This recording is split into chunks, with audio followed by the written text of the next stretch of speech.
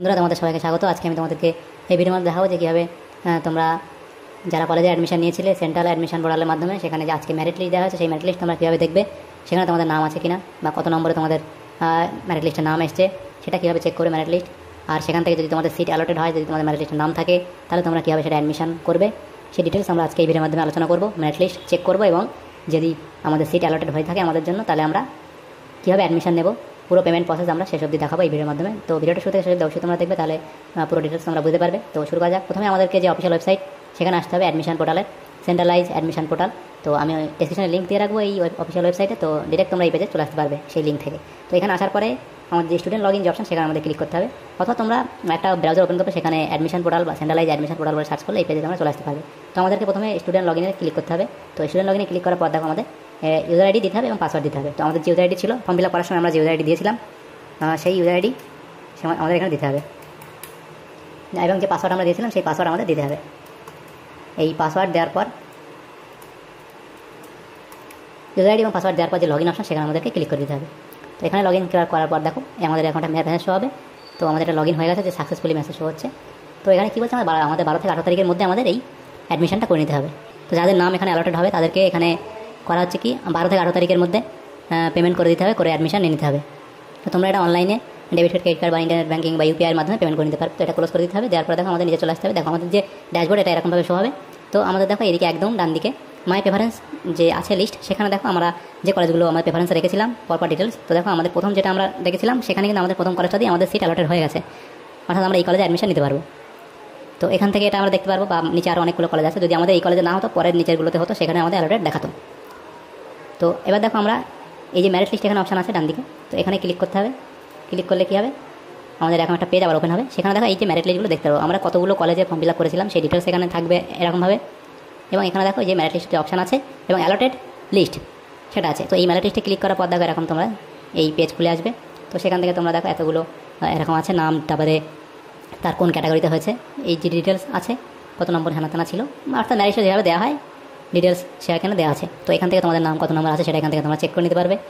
এবং পাশে দেখো এখানে আছে কি অ্যালটেড লিস্ট। তো অ্যালটেড লিস্ট সেখান থেকে তোমাদেরকে তোমাদের নাম কত নম্বর আছে, কোথায় অ্যালটেড হয়েছে বা কীভাবে অ্যালটেড হয়েছে সেটা এখানে ডিটেলস দেওয়া আছে। মানে জেনারেল হয়েছে, ওবিসি, এসসি, এসটি যেখানে হয়েছে অ্যালটেড সেটা তোমাদের এখানে শো হবে। দেখো এখানে অ্যালটেড লিস্ট বলে এই সিট ম্যাট্রিক্স সামারি দেওয়া আছে। তো দেখো এখানে কোন কোন ক্যাটাগরিতে কতজনকে নেওয়া হবে সেটা দেওয়া হয়েছে এই কলেজে।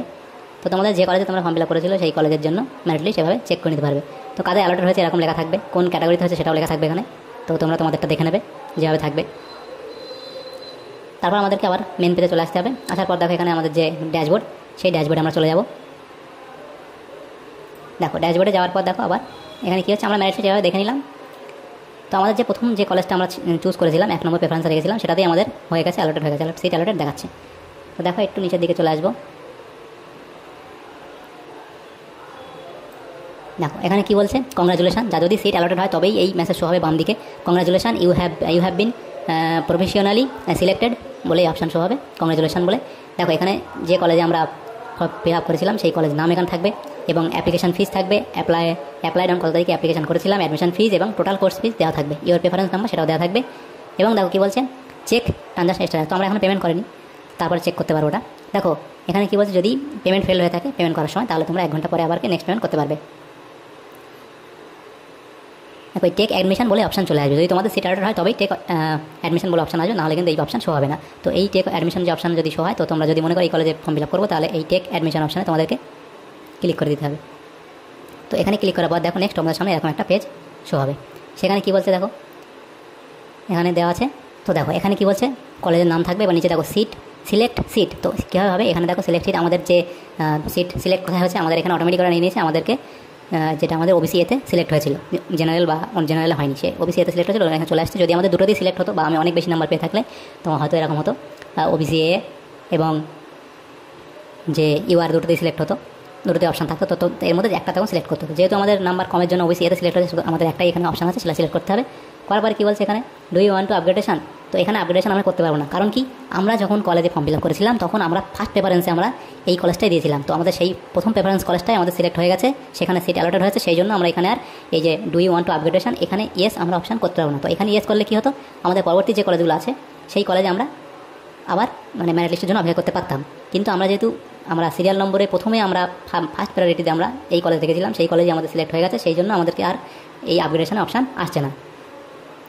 আর না হলে যদি আমাদের প্রথম কলেজে না আসে, নিচের দিকে যদি 2 বা 3 বা 4টে কলেজ যদি আমরা ফিল আপ করতাম, তাহলে যদি আমাদের ধরো প্রথম কলেজে হলো না, 3য় নম্বর কলেজে আমাদের সিট অ্যালটেড হয়েছে আজকে, তাহলে আমরা কিন্তু সেখানে অ্যাডমিশন নিতাম এবং নেওয়ার পর এখানে ইয়েস করে নিতে পারতাম। তাহলে কী হতো, পরবর্তীতে যদি আবার আমরা যে প্রথম প্রায়োরিটি চেয়েছিলাম যে কলেজে ভর্তি হওয়ার জন্য, সেই কলেজে সেই নাম্বারের জন্য যদি হয়ে যেত, তখন আমাদের সেই অপশান পরবর্তী যদি মেরিট লিস্টে আসতো তখন আমরা ওটাতে ভর্তি হতে পারতাম। কিন্তু আমরা যেহেতু ফার্স্ট মেরিট লিস্টে অর্থাৎ ফার্স্ট প্রেফারেন্স আমরা এই কলেজে দেখেছিলাম, সেখানেই আমাদের হয়ে গেছে, সেজন্য আমরা নেক্সট এখানে ইয়েস অপশান আমরা পাবো না। তারপর এখানে সিলেক্ট করে নেওয়ার পর আমাদের দেখো টোটাল কী বলছে, অ্যাডমিশন ফিস কত এবং কোর্স ফি টোটাল কত সেটা দেওয়া আছে।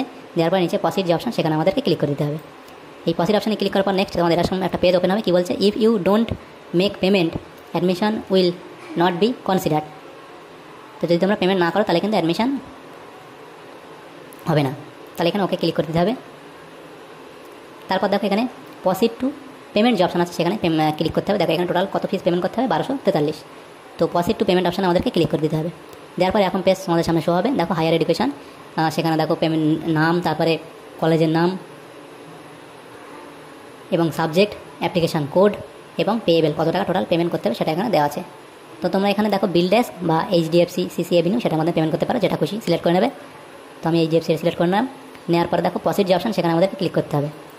তো এই প্রসিড অপশানে ক্লিক করার পর নেক্সট আমাদের সামনে এখন একটা পেজ ওপেন হবে। Credit card, debit card, net banking, UPI বা ভারত কিউআর সেটার মাধ্যমে পেমেন্ট তোমরা করতে পারবে। তো আমি এটা ক্রেডিট কার্ডের মাধ্যমে পেমেন্টটা করে দেবো। তো ক্রেডিট কার্ড নাম্বার এখানে দিতে হবে।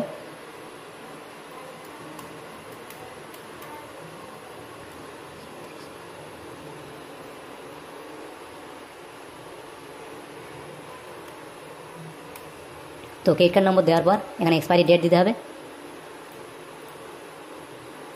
তারপর ক্রেডিট কার্ডের যে CVV নম্বর সেটা দিতে হবে। দেওয়ার পর দেখো নিচে কী বলছে, মেক পেমেন্ট যে অপশান আছে সেখানে আমাদেরকে ক্লিক করে দিতে হবে।